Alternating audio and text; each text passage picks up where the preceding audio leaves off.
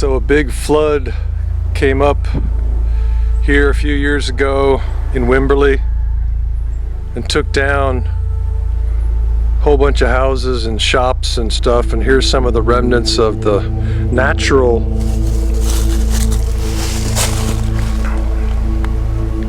stonage,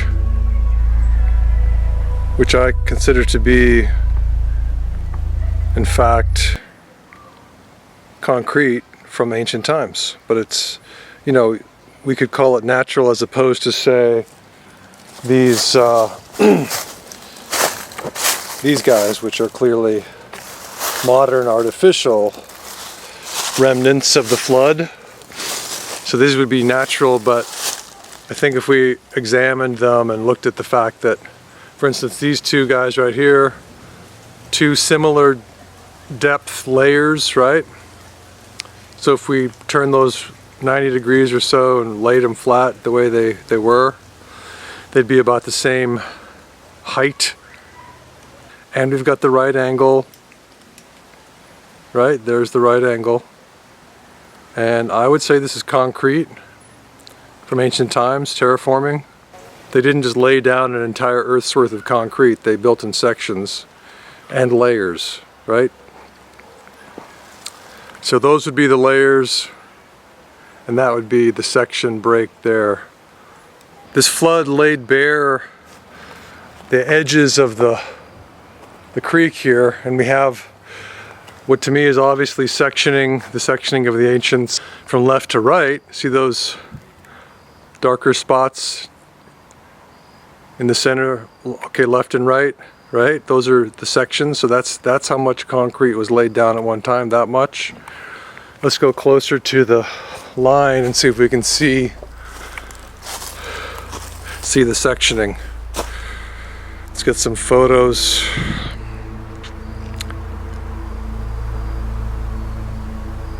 I've never been here before. I didn't look to see if this line went all the way through. So the line stops, or does it stop? I can't tell. Let's get closer. Huh. Yeah, it looks like the line actually stops. No, there it is. There it is. Yeah. And as always, this side right here, smooth. And it's like, well, how did nature do that? Nature didn't do that. That's ancient terraforming. They laid it down with a smooth right angle, except this wasn't quite right angle here. This is off a bit. Sharper. It's acute. An acute angle. Interesting. Unless we look at it that way. I see. Huh, interesting.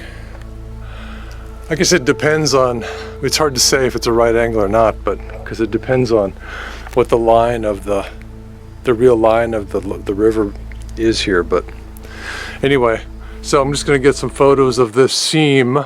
It's a seam, and you can see the seam there too. See that seam right there? And I'm going to back out and I'm going to show you how it becomes that. So that guy, which has the smooth face, the sectioned face, becomes that right there, right? So we have sectioning. The geologists are like, we don't care, shut up, sit down, take the test. There's another section. The ancients weren't precious in their section sizes. They just said, okay, let's just have another section. But why is there a right angle that goes through all this material, right? A right angle seam, not a fracture, but a seam that joins together. Why would that be if this was laid down, if this was sedimentary material laid down over the ages? Because that would be one eon, another eon, another eon, another eon, and you wouldn't have one line that was a seam that goes through that whole thing, straight up. You wouldn't. If it was a fracture, that'd be different. It'd be breaking it apart and it wouldn't go straight up. And there's more sectioning, right? I'm just going to get closer. So I've never been here before. I've never seen any of this. But here it is again, right? And by the way, this is the same angle as before. So this angle, which is a smooth face, right? Not perfectly smooth, it's a little knobby, but basically a smooth face. Why would nature do that, right? Why would nature make that nice face like that?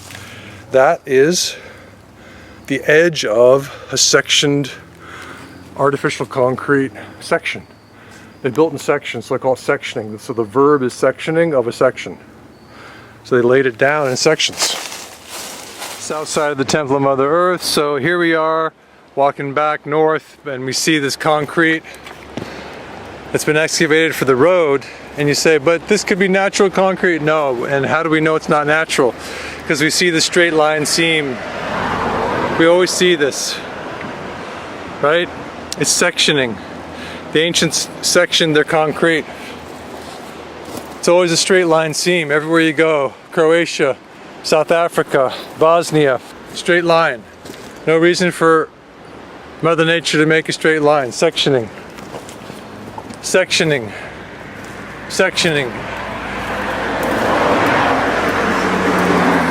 So the ancients sectioning. So the ancients had, you know, limits to how much concrete they decided to pour. They stopped here and they did another section. Were they precious about how it looked like the Romans might have been? No, not here. They just wanted to get some concrete on their structure. I'm just going to go vertical and take a photo. Hold on. Straight line seams, you see it all over the world. And it makes you wonder how much of the world is built. Straight line seams all the way up, watch. Boom, section. Let me just go vertical, get that. These two seams meet. These two guys here meet right there. Quartz calcite. Section. Section, right? Section. All the way up. Did they care that the section lines were not quite parallel? They didn't. They didn't care. Let me get a section, and of course there's the layers. Layer, layer, layer, layer. Right? So you get layers and sections, layers and sections, layers and sections. And it looks like some of these sections had clay between them. It's hard to tell. We definitely have the layering, right? Layers, layers, layers. But then we look at the sectioning and we go, huh, looks like it might have had clay between it for earthquake mitigation. Maybe that's what that was for. Don't know. So all this is concrete, concrete, concrete. Sectioning.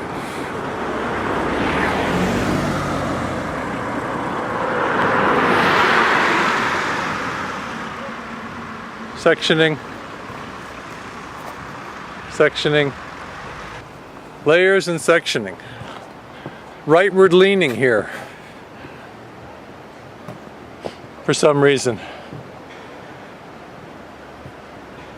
This quartz calcite vein is amazing, and it goes right into the same, it goes right into a section. So watch it go, right there. And there's another section that comes and meets it right there. So there's the V of the two quartz calcite veins going over. It's absolutely amazing. It looks like there's mud, clay between those two sections. It's not clear if that came in later. Absolutely amazing. But you can see the regular, if not perfectly straight, but regular sectioning. And smooth on this side, right? No reason for nature to do that. To me, it's just so obvious, and geologists can't see it because they don't want to see it. They've been told it's natural, and they always say it formed. They just say it formed. What formed? What formed it? What formed this long seam that goes through the entire thing? Not a fracture. It joins it together, see? It's not fracturing, it's joining. See how it joins? Boom. And we see, even as the hill even as the face of the hill changes its direction, the inclination changes with it. So now because we're curving around to the right, and we still have this dramatic inclination into the structure. So whichever way you face, whichever direction you're facing when you're facing the face of the hill, strange language there, but the ancients made sure that the hill was strong by inclining their material. Now we have a little red flower, which is barely hanging on, but I really gotta take a picture of it with this inclined material. Gorgeous. Then the question is, why are they building hills, you know? See, now we're totally curved around to a right angle. We're going 90 degrees to what we were going. We've turned to the right, and they're still inclined into the structure. What are the chances of that? In Bosnia, they like to build gullies, the ancients, and we have a gully here, and guess what the geologists will call this? An erosive feature. They will call it erosion. Or they'll just say, I mean, that's the way the hills were shaped over millions of years. Well, it's totally a reasonable claim unless you actually studied them. But you won't find anyone studying these hills out here. Are they built? Yes. How did they become built? When were they built, and who built them? What are they built of? How did they compose this material that is consistently inclined into the structure, into the face of the structure, no matter which way the face faces? And you have these incredible seams too, these straight seams, which are really interesting. I mean, they're everywhere. So you have rightward leaning. So now these are still rightward leaning. We're at a right angle to the way we were before. So, but okay, my camera's essentially level there. You can see these are rightward leaning and inclined into the structure. So the face of the hill is there, and you can see my camera's about level there. They're inclined into the face. And they have these seams, right? And you say, wow, what are those seams? They're probably just natural seams, fractures. Really? Why would you have straight fractures in this sort of jumbly material? And then these fractures, when it breaks off, or when it stops, maybe this hasn't broken off, maybe this is just the way it was built. It's very smooth, not perfectly smooth. Not a perfect Grecian smoothness, but extremely smooth. And then you have this fracturing, and that goes all the way up there. And the fracture lines run different directions. So you'll have this fracture here, it's running this way, and then suddenly it goes this direction. And it's smooth there too. And then you can see this layering, wow, you can really see the layering there. And of course, one would say that's natural. Over years, thousands of years, millions of years, the material is laid down in a seabed, or it's a sedimentary layering. And yet we know that that's not correct. And we know that because of the inclination of the stones, primarily because of that. Always inclined into the structure, and you can see that really well here.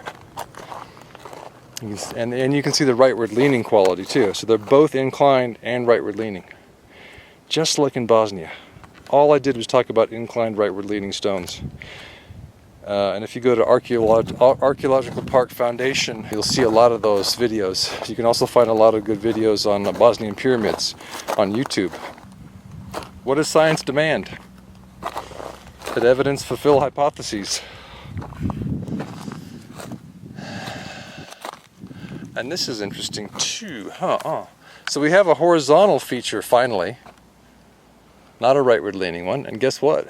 It's between two hills, and that's exactly what we found between the Pyramid of Love and the Pyramid of the Sun in Visoka, Bosnia. Wow, it's huge. So that horizontal feature, and it goes down here, and it's also horizontal there, is knitting together two hills. So they built this gully. This is not an erosive feature. It's not erosional. And it didn't. This isn't a natural gully that just sort of was here because two hills happened to meet here. They built the hills. They built the gully. They wanted a gully here. Wow. That's amazing. That is absolutely amazing. So go check out my video, alternating clay and concrete layers in the crevice between the Bosnian Pyramid of Love and the Bosnian Pyramid of the Sun. And you'll see that horizontal feature of that crevice, just like here.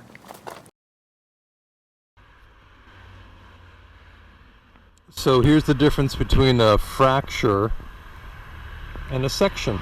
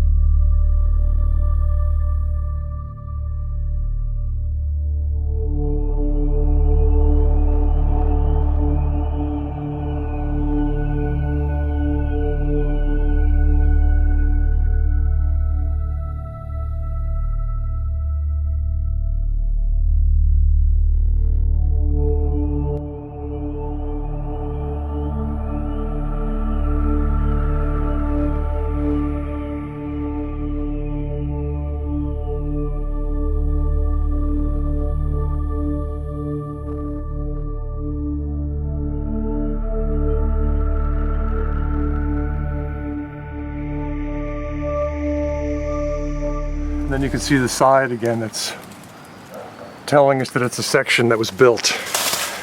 How is this a fracture? It ain't. It's joined together. It's like a seam in a garment. So all the way down, we have sections that occur. Amazing, right? And the top layer is almost always harder, so the ancients put the hardest layer on top to protect. The lower layer will be softer, then there'll be a hard layer, then a soft layer for earthquake mitigation. We have a soft earthquake mitigating layer between the hard sections. The hard sections hold the soft earthquake mitigation, the soft earthquake mitigating layers in place, right? And then the softer layers make sure that the whole structure doesn't come down from earthquakes. So that's how genius they were. So they wanted their terraforming to stay in place. What is the source of Cypress Creek? The primary source for Cypress Creek's cold and clear water is Jacob's Well, an artesian spring named in 1849 after Jacob de Cordova, Wimberley's first land promoter. The aquifer is at least 300 feet deep, although no one has ever reached the bottom. The surrounding property is owned by the Wimberley Valley Watershed Association. So there you have it, folks. We don't know where the bottom of the aquifer is. There's lots of videos on Jacob's Well that show that it's a tunnel. It's not a well. It goes down and then it goes horizontal, and they just keep following it, and there's no end to it. It's different branches of it, and so what we have is a tunnel that may lead down to the inner earth. So this is connected, this creek is connected to Jacob's Well, which is really a tunnel. And this whole aquifer is just the top part of a tunnel system that may lead to the inner earth. I mean, how cool is that, right? That's amazing.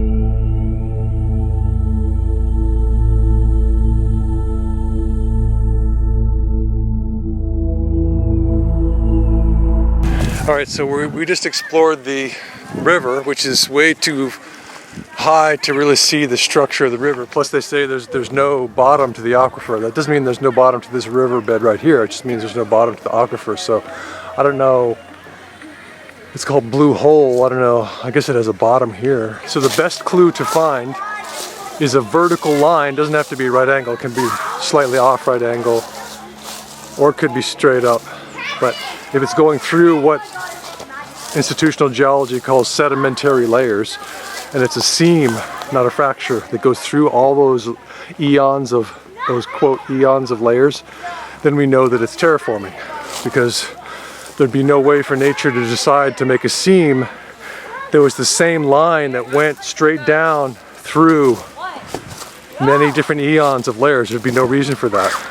The chaos of the past would not allow for one line and then another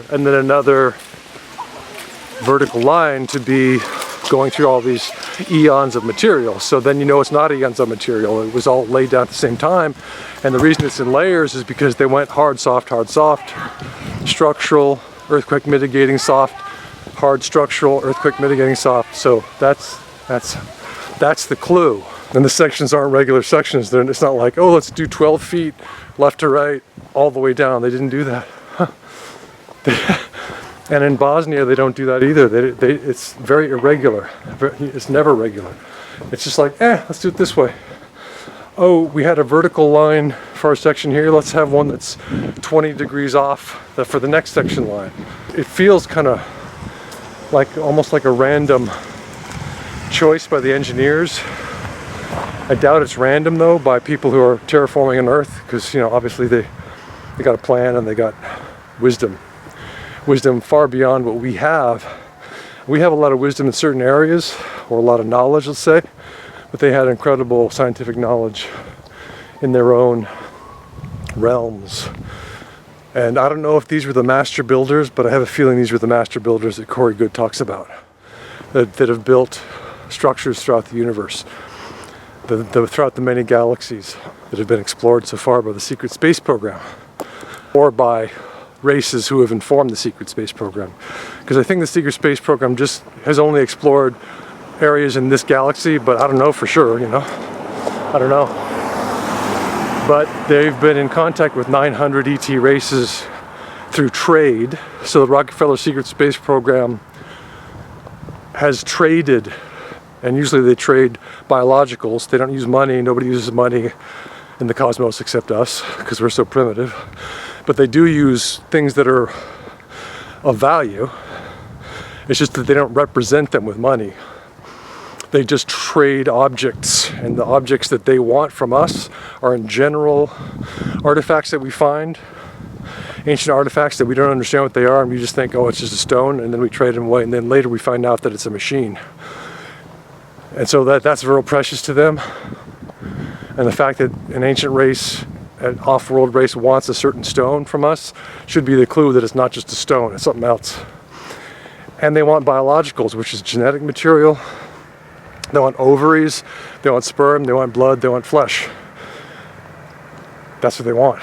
They want to use it for genetic testing and general biological testing, and they want to use it for food in some cases. So Corey Goode got an unfortunate chance to find that out. But it's fortunate that he found it out so that he could tell us.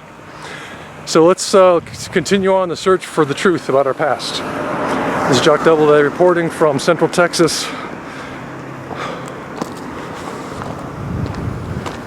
On a beautiful day, November 24th, 2019. Hope you have a scientific day.